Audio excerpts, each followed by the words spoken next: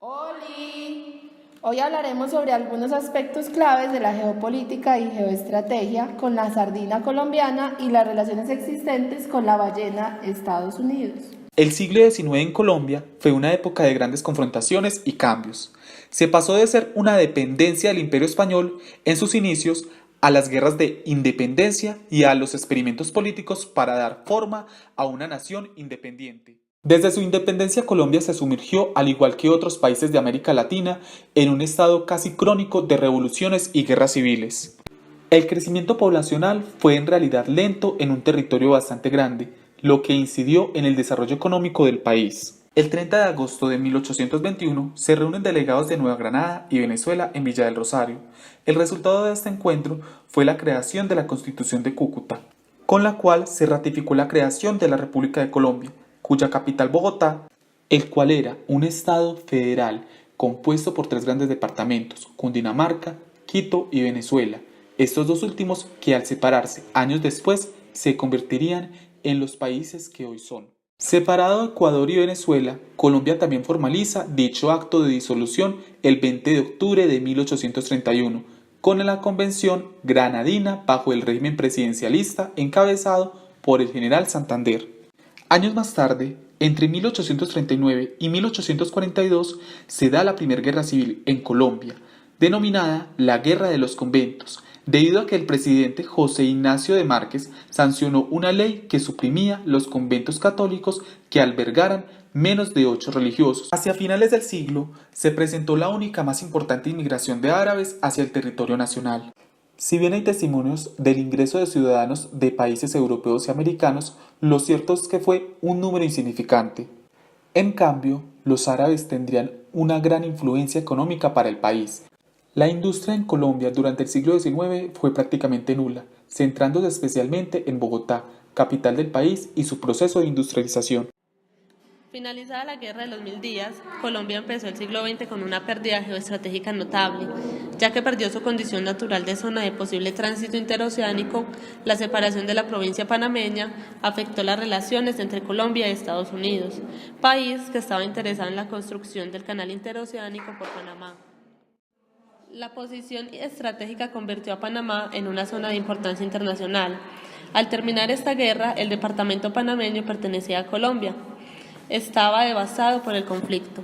Los panameños se sentían abandonados por el gobierno, razón por la cual se formó el gobierno separatista. En los primeros años del siglo XX, el gobierno estadounidense presionaba a Colombia en lo referente a la construcción del canal interoceánico. Para la negociación del tratado, los gobiernos nombraron representantes plenipotenciarios. El presidente de Colombia nombró a Thomas Herran, el presidente de Estados Unidos nombró a John Hay. El gobierno norteamericano aprobó el tratado Herran-Hay, firmado en Washington en 1903, para la construcción de un canal interoceánico entre el Atlántico y el Pacífico por el Istmo de Panamá. Como condiciones del tratado se encontraba renunciar parcialmente a la soberanía, el financiamiento, derechos de explotación, disposiciones generales sobre la valía ante acuerdos previos.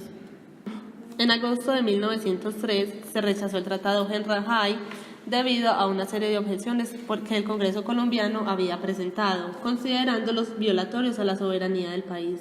El Plan Colombia es la estrategia de pacificación y recuperación estatal ideada y concertada por el gobierno de Andrés Pastrana en 1998 y 2002 con los Estados Unidos y continuada e intensificada bajo los dos mandatos de la administración de Uribe 2002-2006 y 2006-2010.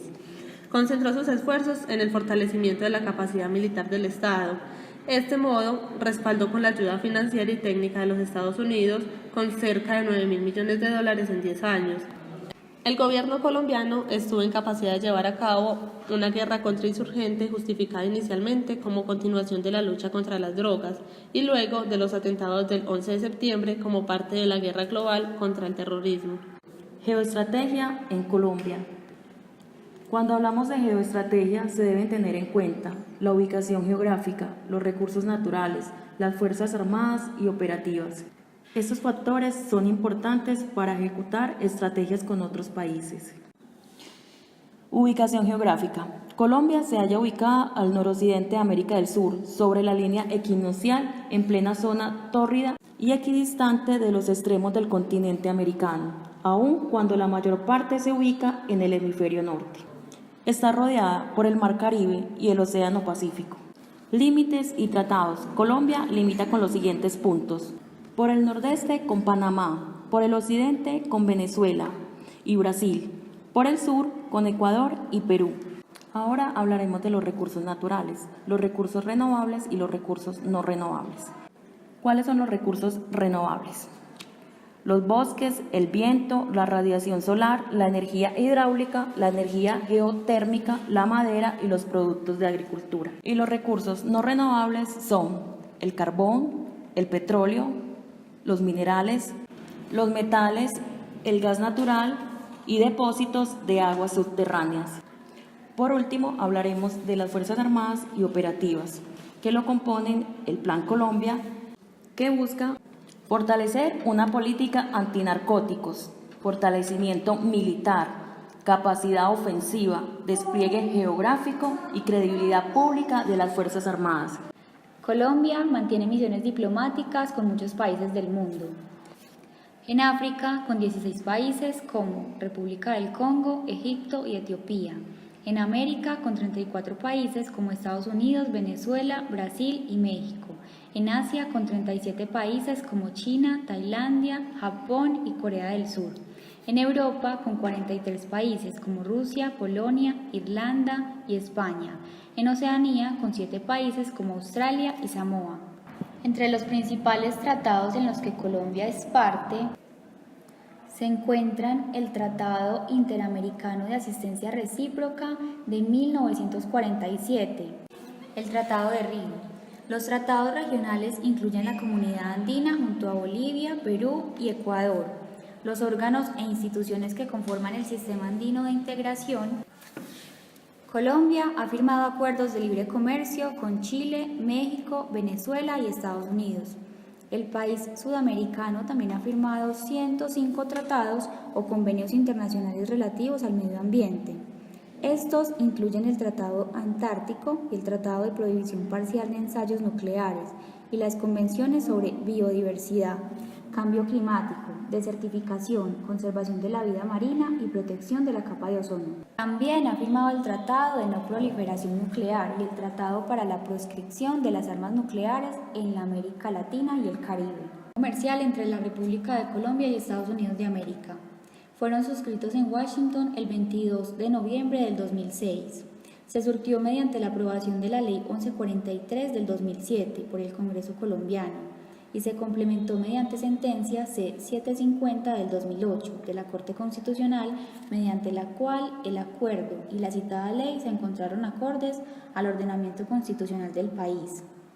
Con igual suerte corrió el protocolo modificatorio del acuerdo, firmado en Washington el 28 de junio del 2007 y aprobado mediante Ley 1166 de 2007, cuya exequibilidad fue declarada en sentencia C-751 del 2008.